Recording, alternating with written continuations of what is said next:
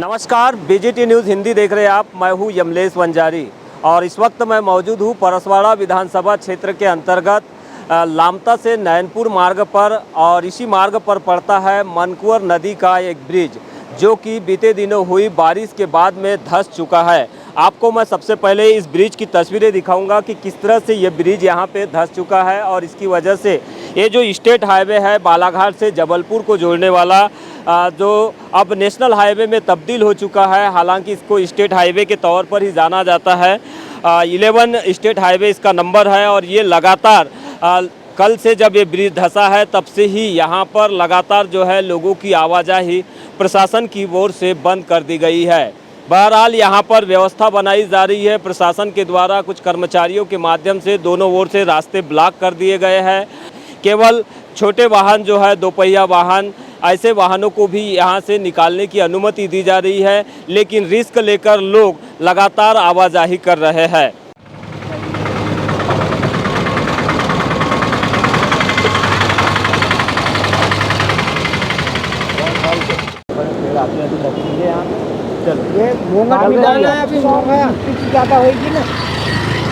तो लगातार तस्वीरों में आप देख रहे हैं पब्लिक मनकुवर नदी पर ब्रिज डैमेज होने के बाद में आवाजाही तो कर रही है, लेकिन ब्रिज से उन्हें पैदल ही निकलना पड़ रहा है। सामने में ब्रिज जो है कम से कम 4 से 5 फीट नीचे धंस चुका है। दो पहिया वाहनों को फिलहाल प्रशासन ने यहाँ पे अनुमति दे रखी है। अनुमति तो हम नहीं कह सकते, लेकिन लोग स्वयं ही रिस्क लेकर यहाँ से निकल रहे हैं। भारी वाहनों को फिलहाल प्रशासन की ओर से प्रतिबंधित किया जा चुका है।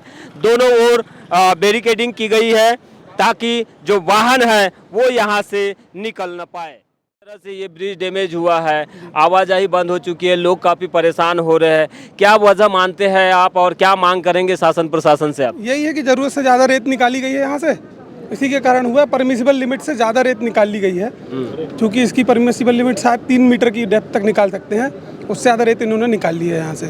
वो भी शायद यहाँ का इनके पास परमिशन भी नहीं है, ना ही किसी प्रकार कोई लाइसेंस है। क्या अपेक्षा करेंगे अब शासन प्रशासन, जिस तरह की स्थिति अब निर्मित हो गई है यहाँ पर, आवाजाही तो बंद हो चुकी है? यही चाहते हैं भाई, जैसे तोड़े हैं वैसे बना के दें। जिन ठेकेदार जिनके कारण टूटा है ना, जिनने पैसा कमाया उसी पैसे से बना के दें। नुकसान तो हमको, परेशानी तो हमको होगी। क्या नाम आपका? विक्रांत सिंह ठाकुर। मैं इस कुकड़ा ग्राम पंचायत से पंच हूँ। मैं काफ़ी दिनों से देख रहा था कि जो रेत उत्खनन हो रहा है कानून के विरुद्ध हो रहा था। आज उसकी दशा सामने में दिख रही है, और आपने अपने चैनल के माध्यम से दिखाए भी हैं।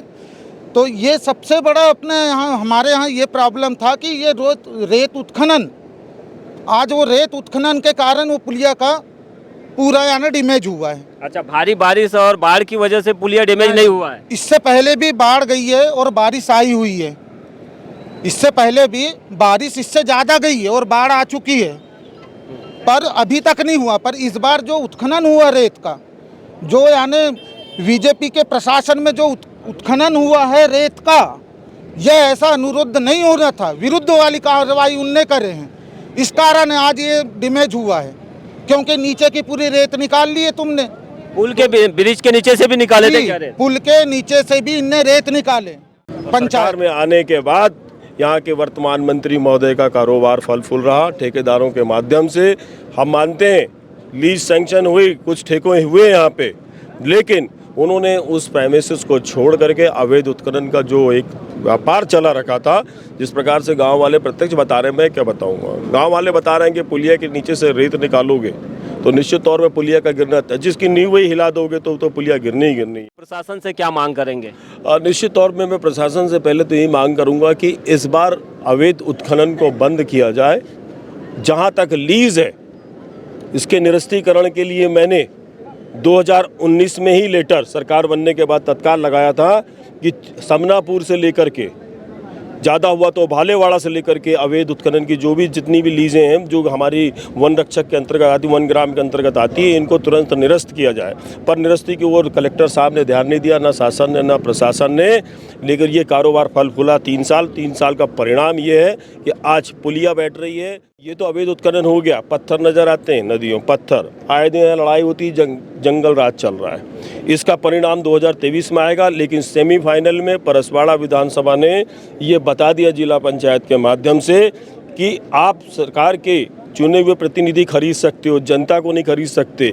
जनता ने आपको जिला पंचायत में बाहर की है, ये राजनीति करने का विषय नहीं है। लेकिन मैं इतना जरूर कहना चाहता हूँ, 2023 परिणाम तो दिखाएगा ही दिखाएगा इस परसवाड़ा के अंदर परिवर्तन का। लेकिन प्रशासन से मैं ये मांग करना चाहूँगा कि आप कुछ सीमित दायरे का आप चुनिंदा माप कीजिए, उतने का ही रेत का अवैध उत्खनन आप जो वैध उत्खनन है वो कीजिए, ताकि जब तक आपका जहाँ तक आपका प्राइमेसिस है अवैध उत्खनन की ओर अगर अब आपने कदम बढ़ाया, ये पूरे के पूरे 100-150 गाँव घर में डंडे के ऊपर तेल पिला के रखेंगे। फिर उसके बाद जिम्मेदारी प्रशासन की होगी, शासन की होगी और ठेकेदार की होगी और यहाँ के मंत्री महोदय की। जनता को रोकना एक बात ये भी निकल कर सामने आ सकती है कि मनकुंवर नदी के नाले पर ब्रिज डैमेज होने के बाद ही मधु भगत को क्यों याद आई है यहाँ की? इसके पहले अवैध उत्खनन को लेकर आवाज क्यों नहीं उठाया? मधु भगत हमेशा से आगे रहा है, यहाँ की जनता हमेशा से चाहती थी और जनता ने यहाँ से जिता के हमको भेजा हुआ है। लेकिन बदकिस्मती से चुनाव का परिणाम कुछ और नीचे की तरफ से आ गया। आज भी जनता हमें चाहती है और बाकायदा नववर्तमान जो हमारे मंत्री महोदय उसका भी स्वागत करती है, चुने हुए जनप्रतिनिधि भी स्वागत करती है। हम लोग वो जनप्रतिनिधि हैं, हम चाहते हैं कि जनता चुने हुए जनप्रतिनिधि का स्वागत करे, लेकिन उनके साथ बारिश के बाद फिर से चालू हो जाएगा उत्खनन जिले में, तो इस बार क्या रणनीति होगी? रणनीति बिल्कुल साफ सुथरी है। मैं तो गांव वालों को अभी से साफ सच शब्दों में कह देना चाहता हूं कि भैया मैं अकेला हूं, मैं हमेशा भागता हूं, आप मेरे पीछे भागते हो, लेकिन ठेकेदारों के आदमी होते हैं 10 और आप घर में होते हो 1000। अगर आपके 1000 डंडे निकलेंगे तो ठेकेदार भी कहाँ रहेगा और वो अपने दायरे में रहेगा। अगर आप दो के सब सीमित होकर के अब हमारी एक ये जंग की लड़ाई चालू हो गई अवैध रेत के खिलाफ। तो मनकुंवर नाले के ब्रिज के ऊपर जो टूटा हुआ ब्रिज है, यहाँ से पूर्व विधायक मधु भगत को आप सुन रहे थे। मधु भगत ने यहाँ पर राजनीतिक आरोप लगाया है, बड़ा आरोप लगाया है, भाजपा के नेताओं पर तंज कसा है उन्होंने कि अवैध उत्खनन की वजह से मनकुंवर नदी के ऊपर जो ब्रिज था वो डैमेज हुआ है और इसी वजह से यहाँ की क्षेत्र की जनता को अब आवाजाही करने में भारी परेशानी हो रही है। क्या स्थिति बनी हुई है? कितने गांव प्रभावित हो रहे हैं इस समस्या से? सर इसके गांव कम से कम 26 गांव ऐसे हैं जो इस पुल के माध्यम से भी निर्भर हैं। तो मैं चाहता हूं कि जो ये पुल टूटा है तो पुल का तो मरम्मत हो, पर सबसे ज़्यादा इसकी टूटना और क्षतिग्रस्त करना ये रेत माफिया, अवैध उत्खनन इसके कारण हुआ। रेत निकालना, भारी वाहन जाना, पुल टूटना।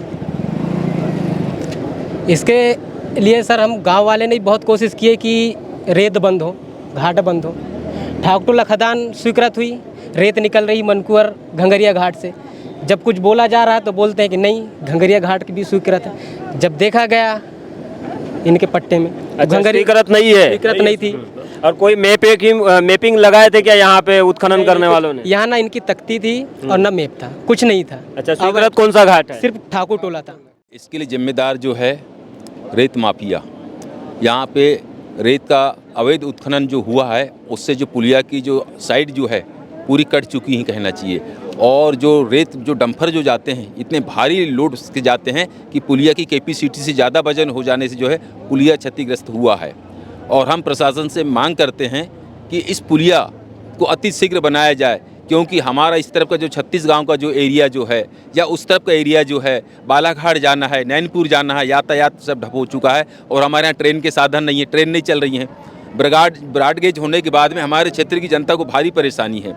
बालाघाट जाने के लिए साधन नहीं है, आज बस नहीं जा सकेगी। कोई बीमार हो गया, उस बीमार को किस पोजीशन में लेके जाएंगे? इसलिए पुलिया का काम अति शीघ्र होना चाहिए और रेत उत्खनन के ऊपर में जो है अंकुश लगना चाहिए। जहाँ पे उनका क्राइटेरिया है वहीं की रेत उत्खनन करें, अवैध जगह की रेत उत्खनन ना करें। अभी जैसे हमारे साथियों ने जो बताया कि जहाँ का उनका लीज है वहाँ का हट के दूसरी जगह का रेत उत्खनन कर रहे हैं, ये नहीं होना चाहिए। ये प्रशासन की जो है, शासन की जो है बहुत बड़ी मिलीभगत है, बहुत गलती है। नदी पर बना हुआ जो ब्रिज है वो डैमेज हो चुका है, बाढ़ की वजह से कहे या फिर अवैध उत्खनन की वजह से, क्योंकि पब्लिक तो यही कह रही है कि मनकुंवर नदी से अवैध उत्खनन बड़े पैमाने पर हुआ है, जिसकी वजह से ये ब्रिज डैमेज हुआ है। तो इसकी जिम्मेदारी शासन को लेना चाहिए और शासन को इस मार्ग को पूरी तरह से प्रतिबंधित नहीं किया जाना चाहिए। लोगों की आवाजाही, छोटे वाहनों की आवाजाही यहाँ से जारी रहना चाहिए। लेकिन प्रशासन एक तरफ देखा जाए तो पूरी तरह से वाहनों को प्रतिबंधित कर सकता है, क्योंकि ब्रिज जो है 4 से 5 फीट नीचे जा चुका है, डैमेज हो चुका है। ऐसी स्थिति में पब्लिक के साथ में कोई अनहोनी न हो, कोई अप्रिय घटना न हो, इसके मद्देनज़र प्रशासन ने दोनों ओर बैरिकेड लगा दिया है, दोनों ओर से मार्ग को प्रतिबंधित कर दिया है। कुछ लोग जरूर अपनी रिस्क पर 2 पहिया वाहनों से आवाजाही कर रहे हैं। ऐसे में अब देखना यह होगा कि शासन प्रशासन के लोग, जो जनप्रतिनिधि है और जो प्रशासन में बैठे अधिकारी है, वे मनकुंवर नदी पर बने इस ब्रिज के डैमेज होने के बाद आगे क्या कुछ कदम उठाते हैं।